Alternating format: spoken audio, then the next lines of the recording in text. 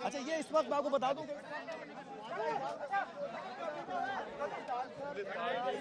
बताया जा रहा है डॉक्टर राव अनवर ने ख्वाजा इजहार को गिरफ्तार किया है और उस वक्त आप देख सकते हैं कि गिरफ्तार करने के बाद इनको गिरफ्तार कर लिया है। ख्वाजा इजहार हुसैन को बाहर लाने के बाद गिरफ्तार किया है। डॉक्टर फारूक सत्तार भी पीछे मौजूद हैं और उनसे वजह मालूम की जा रही है, लेकिन राव अनवर ने